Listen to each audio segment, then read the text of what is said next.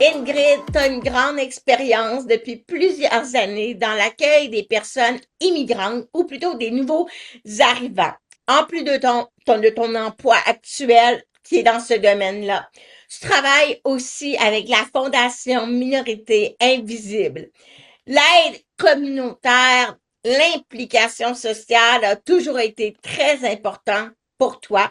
C'est une sorte de mélange de ton entourage, le vécu de ton entourage, ton vécu à toi, celle de tes proches qui t'a amené vraiment dans cet univers qui te passionne. Merci beaucoup d'avoir accepté mon invitation. Aujourd'hui, on va parler de la Fondation Minorité Invisible qui existe depuis quand même 1992. Mais le nom de la Fondation est arrivé en 1997. Premièrement, peux-tu me dire c'est quoi la Fondation Minorité Invisible et qu'est-ce qui s'est passé de 1992 à 1997 pour que le nom change? La fondation a été créée un peu pour soutenir l'Association multiethnique pour l'intégration des personnes handicapées du Québec, que c'est une association qui a été créée en 91 pour un peu la problématique, la double problématique des personnes issues de l'immigration et aussi issues de l'handicap et leurs familles. Alors, il y a beaucoup d'organismes de personnes handicapées ou personnes avec des difficultés différentes ou limitations, ainsi qu'il y a aussi beaucoup des organismes pour accueillir les nouveaux arrivants. Mais pour accueillir quelqu'un qui a soit est en situation de handicap et leur famille ou issu de l'immigration, il n'y en a pas.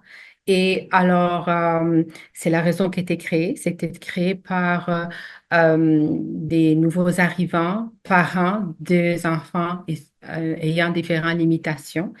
Ils étaient originellement tous d'origine italienne, mais après, tout de suite, il y a eu des parents provenant de tous différents pays qui ont rejoint l'association. Alors là, l'association demandait des demandes de subventions pour on peut donner des services d'information à les parents, à les personnes en situation de handicap nouvellement arrivées au Québec. Et là, on était toujours d'une année à l'autre, on ne savait pas si on allait comme être capable de fournir des services encore, et si on avait l'argent extra, tout ça. On voulait quand même, euh, on avait toujours un peu peur que l'association va plus être là un jour, puis on voulait voir quand même que l'idée d'aider les personnes et les familles avec cette double problématique continue. Alors, la fondation a été créée pour un peu recueillir l'argent un peu et aussi continuer à encourager la société à penser à cette double problématique que beaucoup de nouveaux arrivants en situation de handicap peuvent vivre et leur famille. Alors, au début des premières années, la Fondation faisait toutes les levées des fonds pour soutenir l'association multiethnique, qui était le seul organisme qui pensait à cette double problématique. Les organismes des personnes handicapées ou issus de handicap ne pensaient pas vraiment aux personnes immigrantes. Il avait souvent, les personnes issues de l'immigration avaient souvent la difficulté à connaître, à obtenir les services, à s'adapter à la façon que les services étaient offerts. Après, dans les années, on a vu que plus et plus d'autres organismes ont commencé à penser aussi aux personnes nouvellement arrivées au Québec et ayant différentes limitations.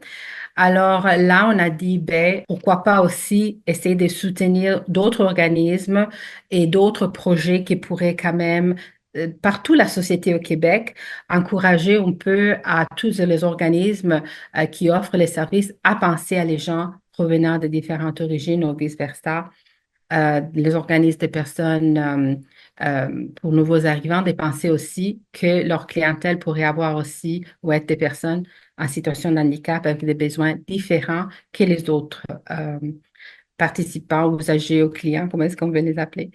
Alors, c'est ça la raison qu'on a décidé de pas seulement soutenir l'association multiethnique qui donne des bons services, donner des bons services, mais d'encourager aussi les autres organismes dans les communautaires à aussi penser à ces doubles problématiques. Je pense qu'on le réalise pas assez, mais oui, on a les personnes en situation de handicap, mais si s'ajoute le fait qu'elles sont immigrantes, non seulement elles arrivent dans un nouveau pays, elles doivent s'adapter à ça, mais ont peut-être des faux espoirs, en fait, dans le sens que j'avais déjà parlé avec une personne immigrante en situation de handicap. Elle avait un espoir d'une société beaucoup plus ouverte ici au Québec. Puis on est ouvert aussi, mais il y a certains défis que ces personnes-là doivent vivre, qui sont les mêmes en fait que les personnes en situation de handicap normal, mais ça ajoute vraiment le défi de plus d'être immigrante, de s'adapter. Il y a un effort qui est double.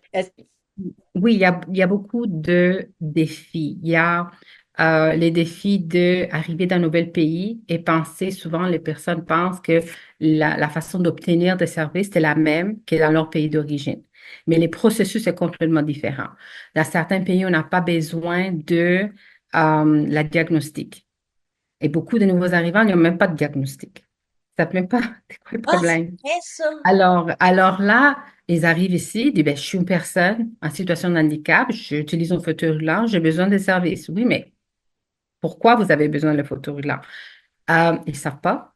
Alors là, pour rentrer dans le système, pour rentrer au CLSC, au CEUS, pour obtenir un ergothérapeute et avoir l'évaluation, il faut avoir la diagnostic. Alors ça, c'est ton problème. Et pour faire avoir la diagnostic, ça prend souvent du temps ou de l'argent que quelqu'un vient d'arriver, ne va pas toujours l'avoir ou il a besoin de services là, maintenant, pas dans 2, 3 ans. Ça, c'est une chose. L'autre, il y a beaucoup de nouveaux arrivants que peut-être, ça dépend le type de limitation des problèmes de la personne. Il peut penser souvent que viennent ici, puis ici, c'est le nord d'Amérique, qu'on a la pilule magique pour tous les problèmes et qu'on va faire guérir, en guillemets, leur enfant, ou s'il est capable d'obtenir des classes spécialisées ou des services, ou peut-être le médecin pourra faire une opération pour faire guérir la personne. C'est ça souvent qu'on ne comprend pas, qu'on peut avoir peut-être plus de services, mais ça ne va pas dire nécessairement que ça va faire comme guérir la personne. Comme par exemple, les enfants dans l'aspect de l'autisme. Il y a beaucoup de parents qui pensent qu'en venant ici, ils font toutes les démarches pour retenir les services en pensant que par la suite, leur enfant va être capable de fonctionner normalement. Quelquefois, le service peut aider, mais la personne va avoir toujours de certaines tendances et être toujours dans l'aspect de l'autisme. Alors, tout aussi les nuances des droits des personnes en situation de handicap, ça, c'est très culturel aussi. Dans certains pays, on peut voir penser presque qu'ils sont des citoyens de deuxième degré et pas toujours avoir les droits. Alors, c'est ça, c'est une des raisons, ben, beaucoup des raisons pourquoi quelquefois on peut avoir la difficulté à accepter les services ou savoir euh, comment se débrouiller pour obtenir les services parce qu'elle ne comprend pas. Même les mots service, qu'est-ce que ça veut dire? C'est très culturel aussi. Alors, c'est toutes ces nuances-là que peut créer beaucoup de barrières, obstacles pour les personnes nouvellement arrivées pour obtenir les services qu'ils pourraient vraiment ils pourraient avoir besoin. Alors, et souvent, quand j'ai travaillé avant, c'est certain qu'il y avait beaucoup de médiation à faire entre les travailleurs sociaux du CLSC et les familles de nouvellement arrivées avec un enfant en situation de handicap à cause des vraiment barrières culturelles et différences culturelles. Ce qui est intéressant dans ce que tu dis, c'est que il faut un diagnostic. Quand on parle de diagnostic, c'est de nommer les choses. Des fois, on n'aime pas avoir des titres, être identifié, avoir une étiquette.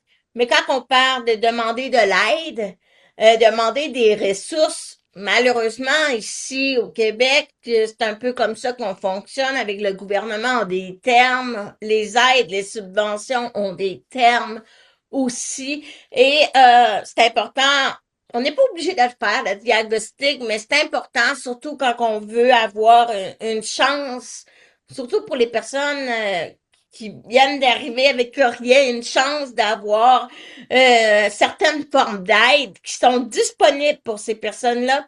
Alors, c'est là que le diagnostic ou le est fait d'être essentiel. capable de nommer devient important. Mais c'est ça, comme tu viens de le dire, les étiquettes qu'on donne, ils ont beaucoup de nouveaux arrivants, ont la difficulté avec ça. C'est vrai. C'est quoi le moment marquant qui t'a permis de dire, ben moi, je veux continuer à faire une différence dans cet univers-là?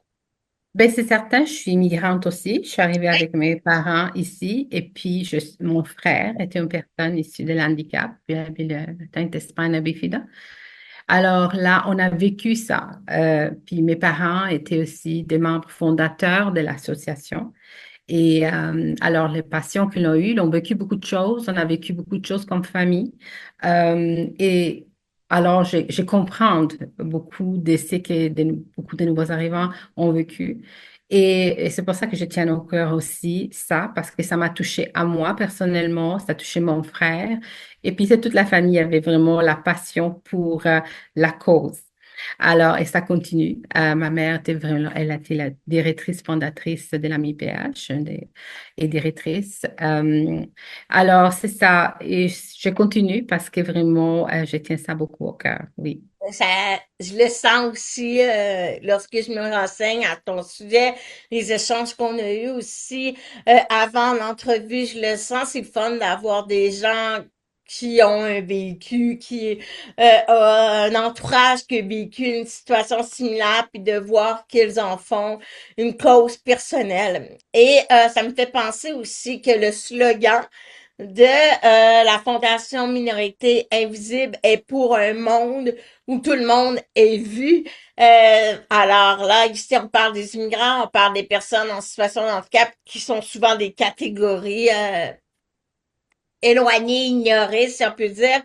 Concrètement, qu'est-ce qui change pour un organisme que la Fondation décide d'appuyer? Vraiment, les commentaires ou quelle est la clientèle qu'on est en train d'aider ou quelle différence peut faire, c'est certain, ça peut vraiment aider si on est capable de lancer plus et plus de projets dans différents organismes. On peut aider à rendre la société plus accueillante et plus inclusive à des personnes avec des limitations ou des problèmes différents, ainsi que des personnes nouvellement arrivées qui comprennent pas toujours la façon d'obtenir le service, mais qui en ont le droit souvent.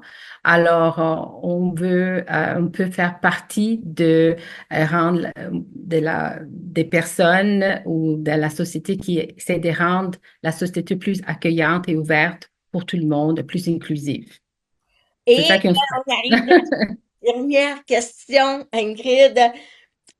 On va aller un peu dans la vision. Donc, dans la vision, dans 10 ans, qu'est-ce que vous espérez à la Fondation Invisible, Minorité Invisible, ne plus à avoir à expliquer? Donc, par rapport aux personnes en situation de handicap, par rapport aux personnes immigrantes, qu'est-ce que la Fondation, l'équipe de la Fondation ne veut plus avoir à expliquer? Qu'il y a déjà des services, qu'il y a déjà beaucoup de services, puis c'est à eux pourquoi on doit faire quelque chose de différent. Alors, c'est des personnes qui ont double problématique dans le sens qu'ils vivent l'immigration récente et ainsi, ils sont des personnes issues de l'immigration et qui vivent toutes les deuils et les chocs de l'immigration et aussi de ne pas connaître les services. Alors, on espère que les gens vont arrêter de dire, ben, il y a déjà plein de services, pourquoi on doit donner des services différents? Pourquoi? Parce que il faut penser, c'est vraiment tellement difficile pour quelqu'un qui vient d'arriver au pays de s'intégrer. Ça prend pas 2, 3 mois, ça prend souvent des années. Et c'est encore très difficile, encore plus difficile quand quelqu'un de la famille vit en situation de handicap. C'est certain, ça dépend de le type de limitation, tout ça, mais c'est toute la famille qui est impactée, euh, qui va, comment est-ce qu'on dit, subir les conséquences de toutes ces difficultés. Parce que si l'enfant a des problèmes, et puis il peut pas aller à l'école toujours ou il peut pas comme participer dans la société comme tout le monde, c'est certain, c'est les parents qui vont avoir, ils pourront pas s'intégrer, ils pourront pas peut-être travailler régulièrement et ça va avoir un impact à leur intégration, dans leur capacité de fonctionner, etc. Et aussi de faire des amis, peut-être même faire la francisation.